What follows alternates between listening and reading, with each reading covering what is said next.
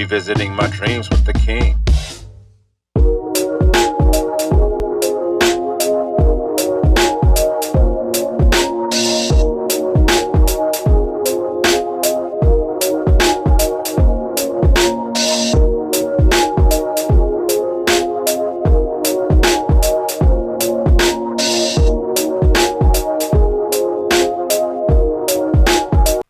Welcome to the ride, a journey to your dreams. I'm your host, Johnnie King III, aka Still Chill Leroy, and I'm very, very excited today. This is our inaugural episode, the very first episode, the very first recording, the very first airing of Revisit Your Dreams, and I have a very, very special guest with me today. But before we get started, I just want to take a few moments to let you know a little bit about this show and what we're doing here at Revisit Your Dreams. We're here to motivate, to inspire, to encourage, to share knowledge and wisdom, to explore real life testimonies of trial, error, and success, and to even deliver a few laughs along the way.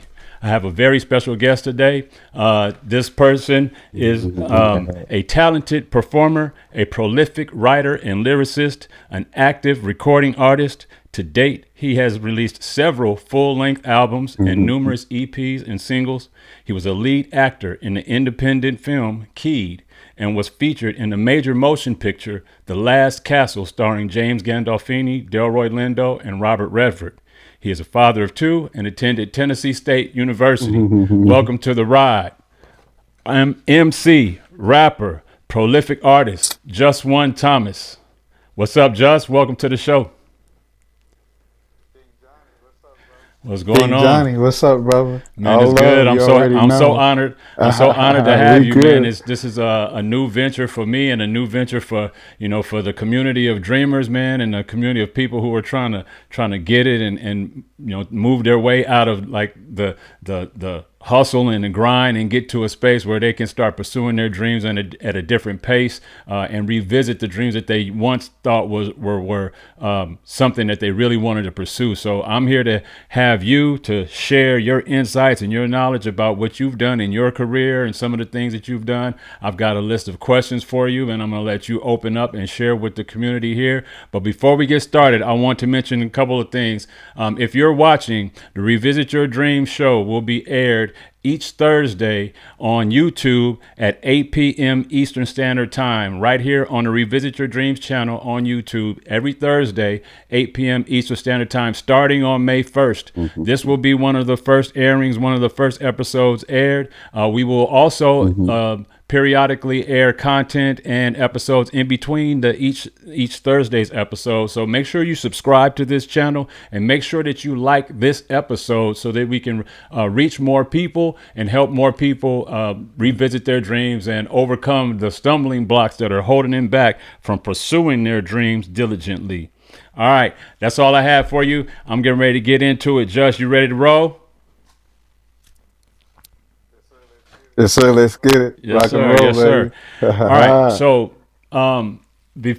one other thing. I also like to start by introducing. When I introduce each guest, I want to talk just briefly a little bit about the relationship that I have with this guest, how we met, how we know each other, because each of the guests that I bring on this show are individuals that some way, shape, or form I've had a relationship with. Some of them I may have met them in passing and talked to them in brief at a meeting or networking event or something like that. But most of them I've had some type of extended type of relationship with. And you're one of the individuals that, we've met and worked together and talked on the phone and been in each other's personal presence in multiple occasions in creative spaces. And, and so I just wanted to talk a little bit about that, just to let the audience know I met this individual, and you let them know when we met.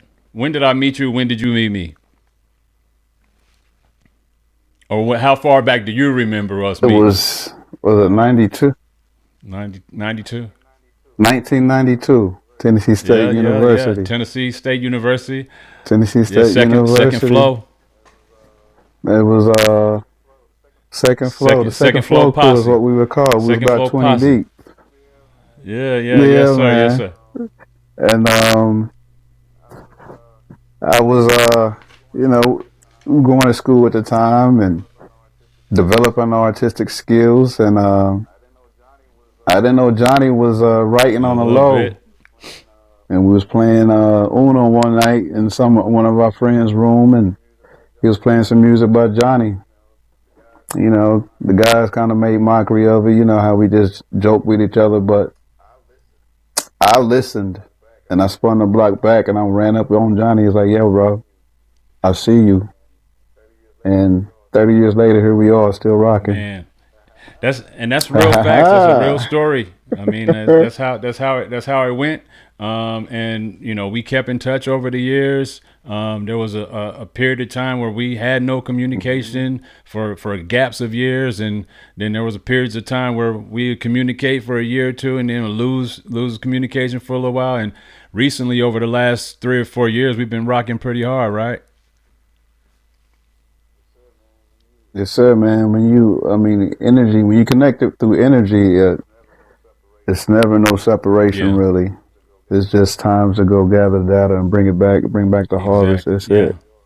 And here we are, bringing back the harvest. When the energy is there, and the energy matches, it rekindles so fast. It's like it's never gone. You know, it's never gone. So let's get into it, man. We got a lot to cover. All right, let's rock and roll. As an experienced rapper and MC, when were you first introduced to hip hop, and what inspired you to start writing and recording music?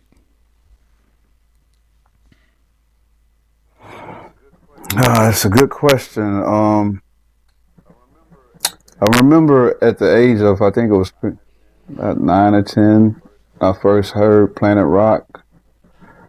I was in Tabernacle Apartments in Knoxville, Tennessee, and I remember hearing it across the yardway, and I was like drawn to it. Yeah. Like, what is that?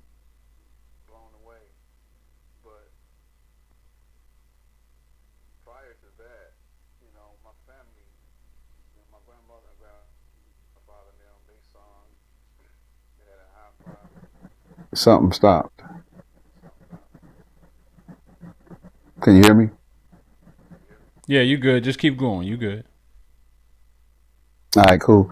Yeah, prior to that, you know, I came up from a very soulful family. My grandmother and grandfather. My grandfather was a master stonemason, and my grandmother was very intuitive. So I got a lot of my articulation and intuition from her. So they sung a lot, hi-fi. They had the hi-fi, you know, the tube radio and things like that in the house. A lot of the old classics, things from the 50s, Bobby Womack, everything to Zapp, Led Zeppelin, Parliament. And I was always drawn to lyrics, you know, particularly Prince. I was always wanting to know, when I heard his music and how he combined his music, I was drawn to what he was writing. And I was always drawn to lyrics and what the words meant, the study of etymology and the atomic weight of the word. I didn't get into those things until later in my young adult age, but I was always fascinated on learning more things. So and then I joined the group. I come from an athletic background, but I joined a little hip hop group. We had a lot of popularity around the small town, but when the group broke up, I was devastated. And one of my brothers was like, one of my brothers was trying to get me to write rhymes. And I remember when the group broke up, I went and told my uncle that I was out of the group. I was devastated, but he said, you know what? They can't hear you pop locking or break dancing on the radio. So I started penning at the age of 14. Don't stop. Yeah. And so that's really how it happened. 14. Yes, sir. And I'm still writing today at 52 years old. It's the fountain of youth for me. You know what I mean? Yeah. The fountain of youth. Is it it keeps you young, it keeps you fresh, it keeps you gives you life? It does. It is it helps you acknowledge creativity, that childhood spark, you know. It is the fountain of youth. Keeps you tethered with the creator. And that's why I do it today, because this is the essence of life, really. And everybody must be reminded or have to remember how to be your natural childhood spark and energy versus to the ebb and flows of this wicked world. Yeah. I'm with you. Would you say that it's very important for people to embrace their creative energy, to kind of get back to a creative space that they may have been in before, in order to help improve their maybe daily lives, maybe their emotional, psychological, position in life? I think it is essential. It is the state of being. It's your connection with God. We are creations, and we're created to be creators. And this construct of a world is a testament to see who endears and staying tethered to that creation. So it is very, very important. I mean, it is your essence. You got to learn how to be versus the formalities and being some kind of a automaton in this wicked world. So that's why I write, to keep that organic connection with the Creator. Man, that's powerful, because I think, and if you're watching, I think the point that was being made here was tap into your creative gifts and your creative energies, and you'll be surprised how your life improves in ways that you may not even know or understand. And I relate to that as a fellow creative too. When I don't get to do something creative, produce some type of art, write something, produce some music, if I'm not in some type of, even doing this is a creative venture for me. But if I'm not doing something creative, I'm kind of in a bad mood. I'm kind of done. I don't feel like myself fully. I don't feel fulfilled. I don't feel like I'm within my purpose. You know what I mean? Exactly. That is the gist. And that's, in a nutshell, simply put, that's what we are here to experience, to pass the test of remembrance, of being an eternal. Mm-hmm. And to be that is to be in a natural harmony of the universal energies, and ye are creators. Love and create. That's what we're here for. Man, I'm glad you said that. The title of this episode is "The Universe is Watching. Give it a show." So, poignant words, timely words, and remind our guests exactly of why we're here today and what we're here to talk about. So, you said that you started writing at age 14, and, being 51 years old today, still writing and 52. Still have the passion. 52. See, I'm 51, 52. So I'm I'm trying to take you back, but it's all good, man. 52. We ageless, baby. We ageless, and wiser than ever. Wiser than ever. You know what I mean? But so from 14 to 52, you continue writing. You continue the motivation to keep going. What motivates you to continue to do that at this age? Having done it so long, having gone through so many periods, like what motivates you to keep going at this age? It's like referring to before, it's that childhood spark. I never stopped listening to the Creator. I never stopped listening to my intuition, my internal fire, because that's where the true world is. You know what I mean? The subconscious world.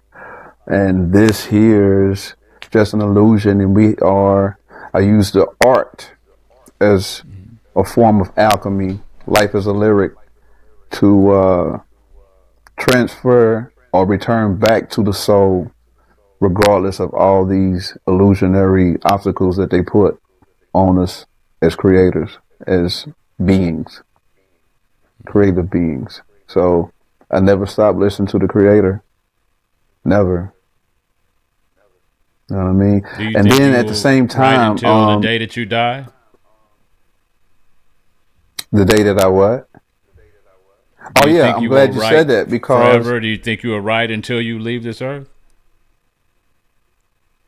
it's a good question because we're all energy. Energy can't be created nor destroyed. You know, this avatar will change form, but I do think I will be a sentient being throughout whatever dimension, a creative being, whatever.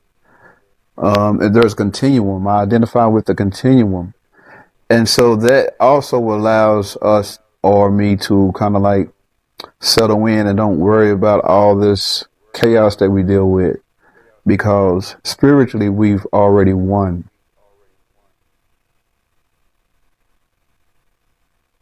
And I never forget that. Yeah. And so it pushes me forward through different timelines, different dimensions, past, present, and future. There's an omniscience that I feel with that childhood spark. Life doesn't A stagnate righteous for you. invincibility. No, sir. That's not our nature. Energy flows. And we are the flow state of that. A fractal experience of the creator. And then our individual art makes the universal tapestry. So speaking That's of what we're here to do. art, speaking of your art, you have a very distinct style of art and a very prolific lyrical style. And so you've been in the music industry. You've released, multiple albums and EPs, singles. You performed on stages in front of hundreds and thousands of people before. You performed in front of camera in movies and different types of productions. But in all of that time, in all of your experience, you've seen the music industry go through a bunch of different phases. Here in hip hop, especially, now like originality and prolific lyricism, quality lyricism is making its way back to the forefront, and the age of what was once considered like the mumble rap era is kind of dying or fading or may even be over in a lot of people's minds. Certain MCs killed the mumble rap era with their delivery, and without mentioning them by name. But how have you been able to navigate this wave of change in hip hop over the years through different styles of rap while you stayed the course and maintained your lyrical content style and your lyrical flow and your message? It's like saying before, never stop listening to the creator. And, energy doesn't lie, And so I stay tethered to the energy that's more pure, more organic. I consider myself more of an honorable conduit to a higher creation. And I have a knowing that this is eternal. Anything outside of this is mimicking the original, and it is temporary. So I just kept eating from the natural wellspring, or kept drinking from the natural wellspring of the soul of the creator. And I knew that it was eternal, and the purification that you get from this, the growth and the evolution is inevitable. So it's undeniable. Anything else is just going through the motions. And so you just let things pass up under the bridge and stay steadfast in your roots. You know what I mean? It's also a thing called, if you foresee things, sometimes you foresee things well beyond a certain era. And you just take it, and you appreciate the journey along the way, the character building. You appreciate the art of delayed gratification. It's kind of like a redwood tree. You plant a seed, the itty bitty mustard seed, and then a few hundred years later, you got something that's 500 feet tall, and the whole world seeing it's immovable and it's there, eternal. So that's how I maintain that in the current events. As you see, the source of hip hop is returning. You got your Kendrick Lamars, you got your Coast Contras, Razzcast, Offspring. So I'm very, very proud of that and elated because to be a griot, you got to have something to talk about. You know what I mean? Yeah, you got to be saying something. You got to have something to talk about. And so this is a form, right? And this is a genre that's ever teaching. You're ever learning. The best teachers are always master students. You know, smart enough to know that you don't know anything at all. And that leaves room for growth. So that's it. Let me ask you this. During this period of time, that was a great response and a very thorough response to that question. During this period of time, we're talking about this period of time that you've been writing, and we've gone through these different phases of music in the industry. Had you ever thought about going a more commercial route? Had you ever thought about switching your style up to gain the attraction of more fans, more listeners, maybe the traction of a record label? Had you ever thought about doing that? I've never thought about not being who I am as an artist. I identified that the journey will always create different layers and experiences that will appeal to different people at different times. So I never thought about just altering something just to be something marketable for the machine. Even the machine is temporary. I know how soul flows. When you got soul, then other souls is going to tether with it if it resonates. And that's it. Yeah. Though I've done songs that could be considered commercial or whatnot, I have done songs that's less abrasive, it's more palpable for the general public, but I like to get in between things and metaphysical things and just tap into the stuff that people don't talk about, that everybody experiences. You know what I mean? Yeah. I definitely understanding and listening to your music and growing to appreciate the value of content of your delivery.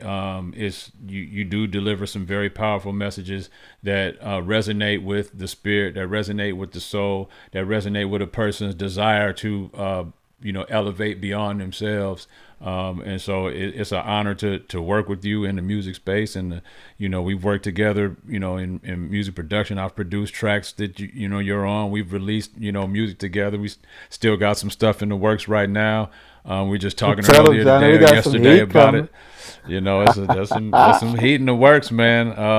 You just don't know. We waiting. We're about to lock and load and release in a few. But let's talk about the struggle between like real life and artistry, because as a creative, that no matter what your creative desires are, no matter what your creative visions are, no matter what God has blessed you with, talents, gifts, and all,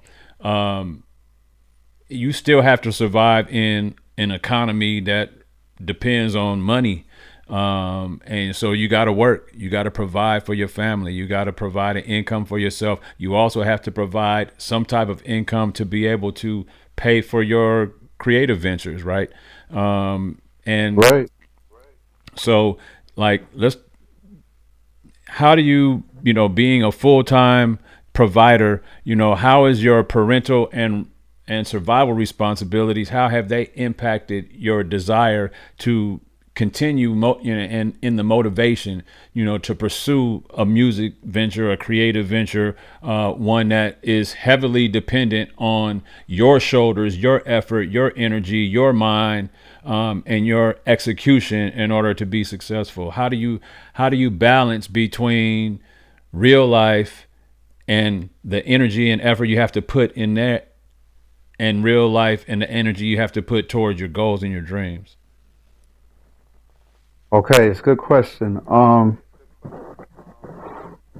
From my younger years as an artist, most of us always have an idea of what success looks like. And, you kind of like think from a dualistic mind state. You got this obstacles here and you got this artistic ambition here. But as I've gotten older and experienced life, my perspective changed from obstacles there and ambitions here to life as a lyric and whatever obstacles that come my way that become art for me. So I start transmuting or alchemizing my ups and downs and tribulations and experiences into music. And that in turn gave me a better spiritual escrow, gave me better patience, and taught me to think and focus on the divine versus trinkets and laws and what success looked like by the laws of the land, measurements of success here. So that's kept me tethered and growing that patience, and also watching my children grow. They are a manifestation of the energy that flows through me. So there's a responsibility. I wanted to teach them discernment and patience. And so that being said, I had to be more than just a parent or a cheerleader of my children. I had to become what I was teaching them, to never quit. Just the arduous journey, to keep it going, never let your spiritual innocence be violated or taken from you, and maintain focus regardless to whom or what. And seeing them do a lot of the things that they have done so far at their very young age is just, it's cyclical, it's synergetic. They inspire me. You know what I mean? They inspire me. And so they give me that spark again. They're like, oh, hey, I gotta get on it. I gotta keep it going. As long as we breathe, as long as I got this energy in this avatar, we're gonna rock and roll. Though they say this avatar or these avatars or these bodies, or when you treat it right, can live up to 120 years. Well, that 120, we're gonna bounce. That's it. Mm-hmm. You know what I mean? As so a it's person an ROI thinking. then. It sounds like it's a return on your investment kind of philosophy. Yeah. You giving into the lifestyle, you giving into the thought of, I need to be here to provide the example for my children.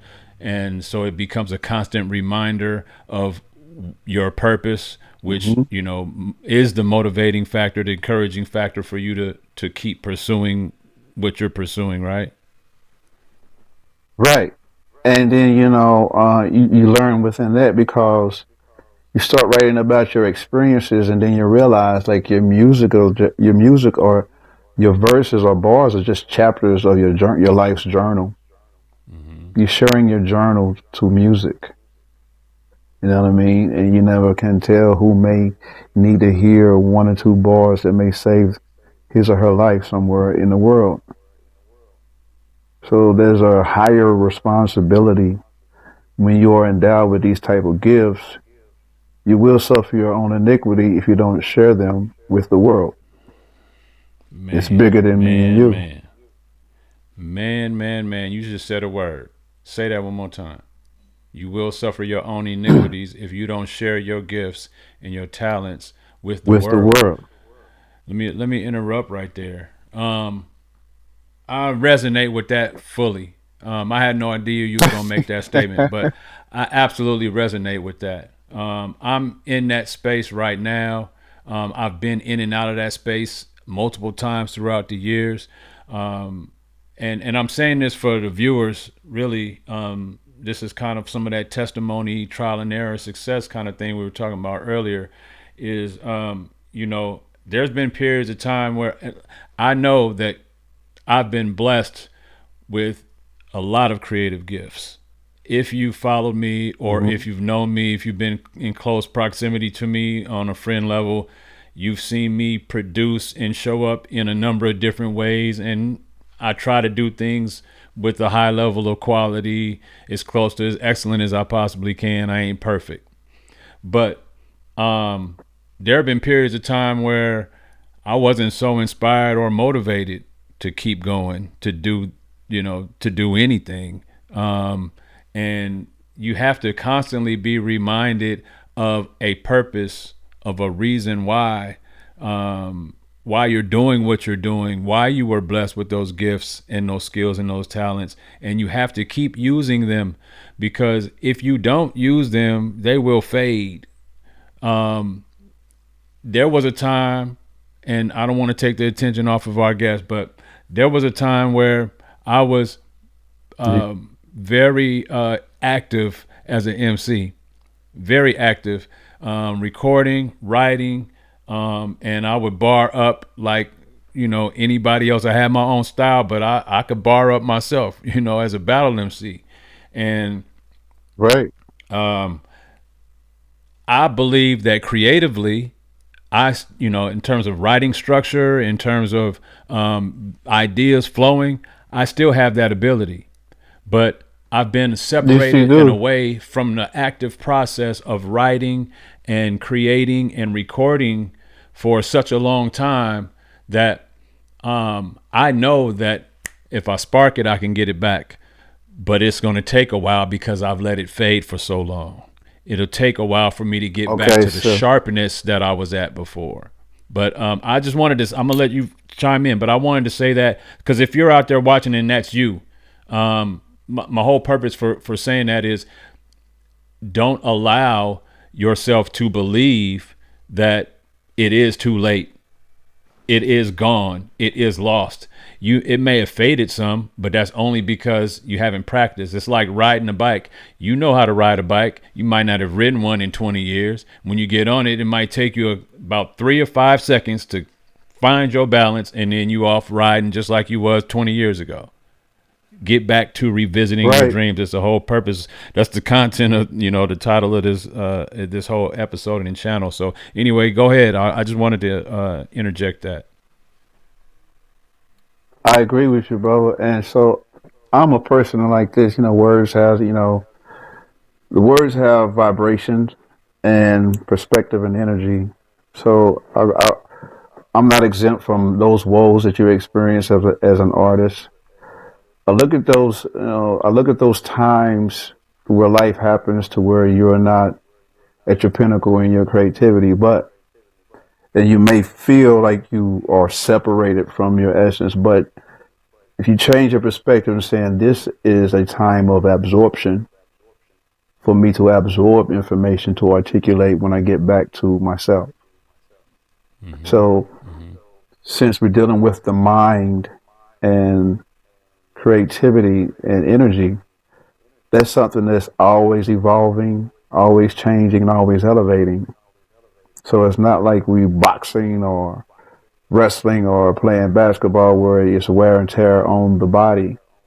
As long as you keep that creative spark in you, and if it's in you, it's eternal. It is what it is. Yeah. That's a powerful reminder too, to never quit, never give up, and keep pursuing in that direction that you're going. As far as rapping, that is one thing that I feel like may have faded a little bit, but will come right back as soon as I pick up the mic and actually start doing it with intention again. But along the way to validate what you were just stating, I didn't just stop and set the microphone down and do nothing. I want y'all to know that if you're watching, like if you go through those periods of lack of being motivated, lack of inspiration, unsure of where to take your creative visions or your business ventures or what have you at this point, stay grounded and rooted in the purpose of what you're doing. And in the gift that's surrounded by that purpose, or that purpose surrounds. Like what I'm saying is I wasn't writing, I wasn't recording, but I started producing music for other people. And when I had lows in production and I didn't feel the motivation and inspiration to produce, then I started creating art, visual art, album covers and things like that. And then I started creating stuff on Instagram and TikTok stories and things like that to help promote other artists. And, so I keep it going, and I want you all out there to know that there's ways to keep your creative interest alive, even if it's not directly in line with the thing that you specifically used to do. And so that way, if you continue to spark your interest in other areas surrounding your main goal and your main purpose, at some point, like Just said, when you'll be able to come back full circle, back to that thing that was the primary thing you were doing, and pick up that spark just like that, because the creative flow is still going. You are what you are, brother. Energy can't be created nor destroyed. Every ripple always returns home to the source. Yep. That's just, all right. Well, your nature. So we've talked a lot about where you've gone, where you've come from in terms of how long you've been writing, how you've stayed motivated throughout the years to keep doing this. Being at the age of 52, looking forward, where would your dreams have you 10 years from now? If you were to fast forward 10 years from now, knowing what you know now, knowing where you are in life, knowing what you still have, forward or ahead of you to accomplish, where do you see yourself 10 years from now? I'm glad you said that. From this creative ability, as far as writing, I want to also let people know that over the years, I've stopped writing verses down. I was able to develop muscle memory and ability to kind of like go into a flow state and listen to a song over and over again, and songs will come to me. So I don't write them down until they're done, until I'm recorded them. And that being said, that's another thing that was given by the creator, having that muscle memory, the articulation, the intuition. So I would like I can see myself 10 years from now teaching in a holistic healing form about art and creativity, and how to maintain your focus through your arduous ups and downs. Teaching and healing, because that's actually what I do outside of just music. A lot of people come to me and counsel. I'm not certified in it, but spiritually, that is one of my gifts. People share some of their most in-depth parts of themselves because they feel comfortable to grow and glow. I will be doing more of that.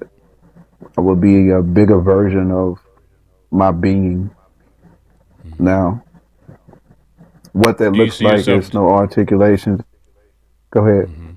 Okay, no. Well, you were getting ready to say there was no articulation what that looks like, so I was getting ready to ask you to articulate a little bit, but now I don't mean to articulate to tell me exactly, but do you see yourself looking to help people outside of the music industry as well, like anybody who's or is it, or are your efforts geared toward musicians and writers?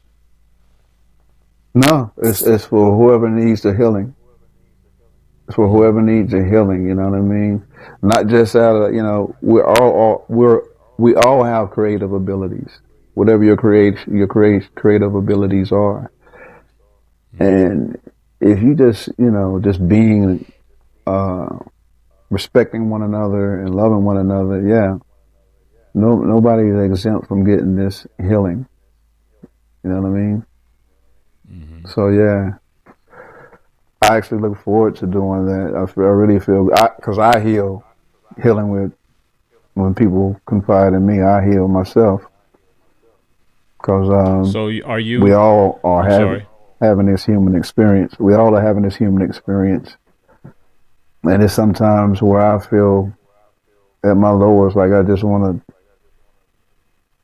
experience another existence, but I dust my shoulders off and get back up, and I fulfill the mission inevitably. So your goal moving forward, basically from today moving forward, is to continue to develop yourself into an individual, not just a creative artist, but an individual who can impact lives by helping them see the power in tapping into their inner selves and their inner creative beings, you know, in a more powerful way, right? Yes, sir. Because I feel like I said before, these gifts that we are endowed with, you'll suffer your own iniquity. So our experiences and what we've learned from this, it feels good to grow from it. So I would like to return that back to people as a spiritual health coach, spiritual life coach. You know what I mean? The spirit, the essence, the soul, healing that. And once you amplify that times 7 billion people, then, you know, you create a better world, a whole spiritual ecosystem that's healthy for everybody. Yeah. Because everybody's moving in the unison of a natural movement versus this mechanical, dualistic, dogmatic world that you think is real. So part of that getting back to your inner self is, you know, peeling off the masks that we're taught to wear and the mask. Being more. That's it. Yeah. That's it. I don't know how to fully describe it, but I think that's what you're saying. You're right. You say how the energy didn't lie. You got it. That's exactly what it is. No matter the articulation, the energy gonna bring you home. That's how it works. You said it too. Yeah, and it don't matter what the articulation is. So, man, that's good flow, man. That's good flow. We almost getting to the end of this thing, but we got a couple more things to go over. So, you know, as long as you got time, I got time. I'm good, fam. We here. All right. Again, I did send you these, you know, questions in advance. And it matters not whether or not you had a chance to fully absorb them. You know, it's more of a natural response desired anyway. But this one may have taken some thought. If you could speak a word, a phrase, a parable, a quote, a mantra, or a scripture to every human being, if you knew that they'd listen and take heed to it, what would that be? It would be this. Realize that we are all we got, and we are created out of love from the most high creator. So we must be and exist in love and creation. And that is it. That's a powerful that's statement. What we are. We're beings that we are, you know, without love, we can't exist. If we don't love ourselves, if we don't love one another, if we don't love righteousness, if we don't love improvement, if we don't love, you know, growth, what we gonna whittle away and die and kill each other off, you know? It's unnatural not to love. Very. Simply Loving put. yourself is human, you know, is humanitarian. It's, you know, loving others, loving yourself, loving, you know, the creator, and loving the input that the creator has provided for your life, you know, and doing more with that, because that's where the blessing lies. Your progress, your success, the execution of your goals lies in the gifts and the skills and the talents that you were blessed with, the natural gifts and skills and talents that you were blessed with. And I think what Just is saying is, right, you know, getting back to those things is what's utmost important to maintain a motivated, fulfilled, and kind of a fruitful being and existence on earth. Right, and you got to consider things, and you got to put things in perspective. Everything in existence is alive. It has an energetic vibration. Birds, trees, blade of grass, a rock. Even a rock has data and information. So you have to take things in consideration and respect that.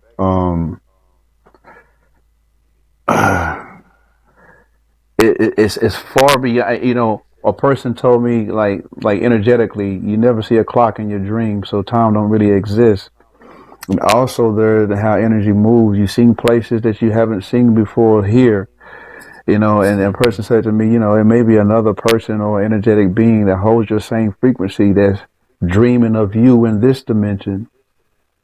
So you have to take all those things in consideration, even beyond your imaginations, and learn that humility.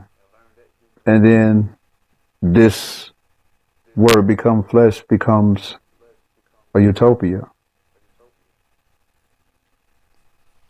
That's Man, it. I appreciate you sharing that word because that's again, you've made some very powerful statements today and said some things that if you're listening and you if it resonates with you, I think they could carry you a long way. Just taking heed to some of those things because I think when you look inside and you find fulfillment from the inner you, that's the greatest fulfillment you could have because it is already in line with who you are. It's already in line with your being. It's a natural flow. It's not something Energy. you're trying and Yeah. attempting and wasting energy trying to pursue something that is outside of yourself. Energy. You're in a God. That's All it. right, so we've gotten to the tail end. We've gotten to the tail end. I do have a bonus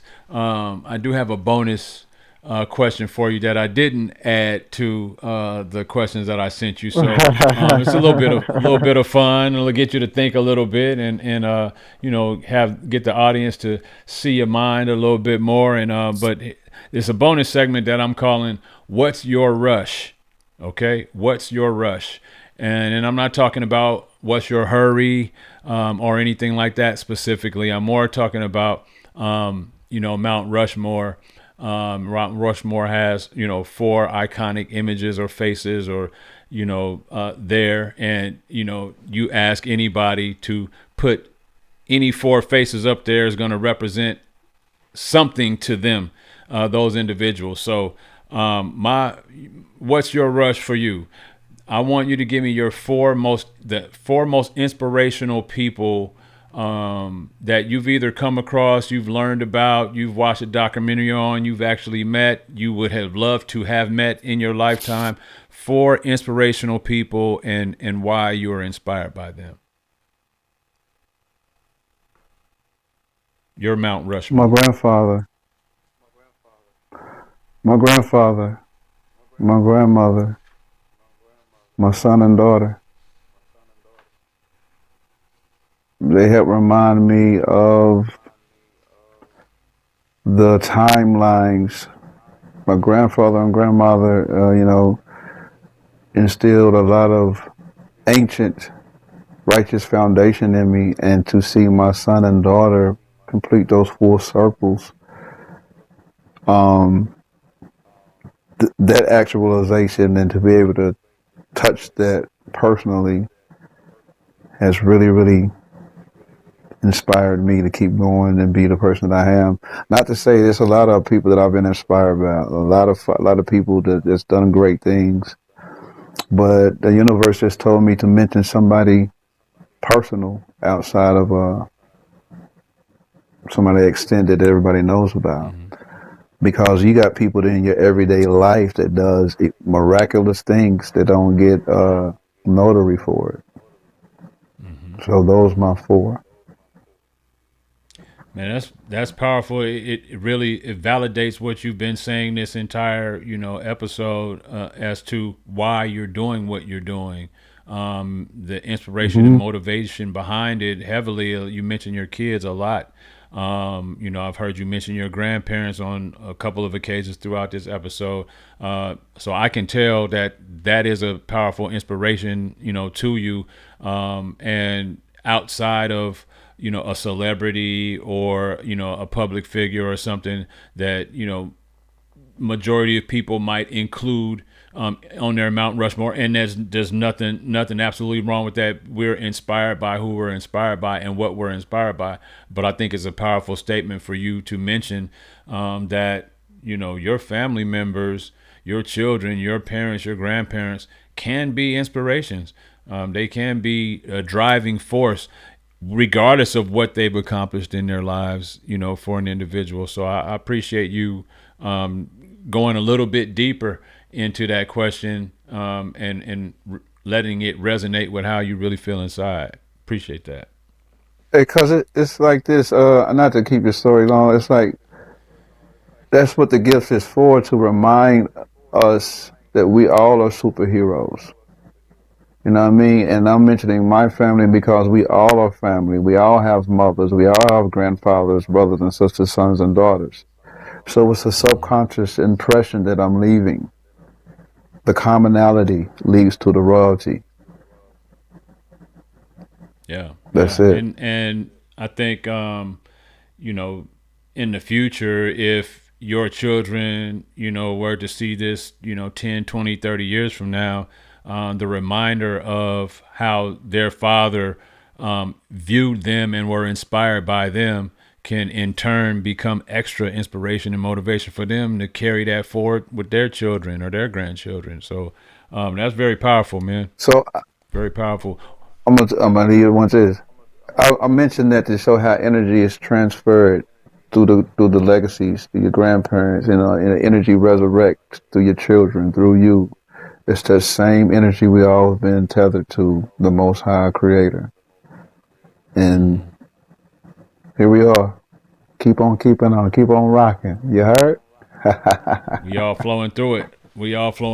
So what's up next for Just One Thomas? What you got going? What you got coming up? How can people get in touch with you and network with you? And where can they find you?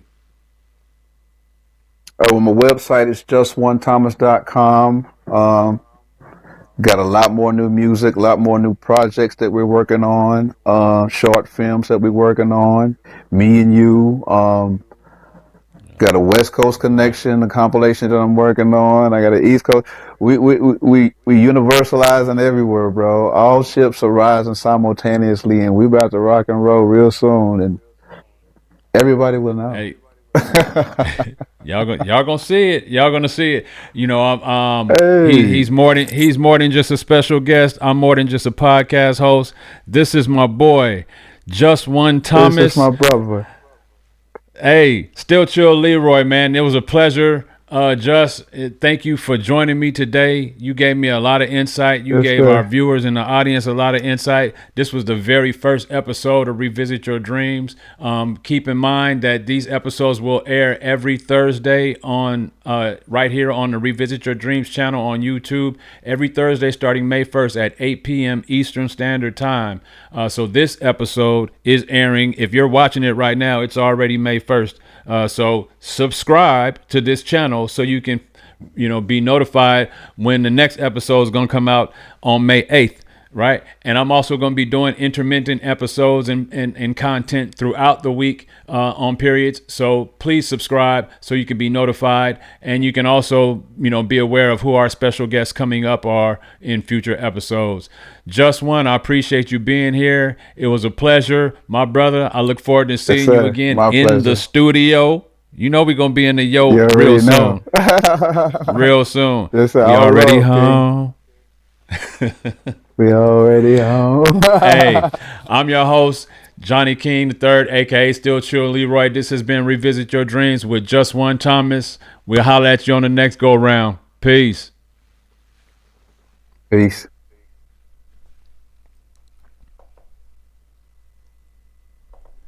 All right, I'm hitting stop.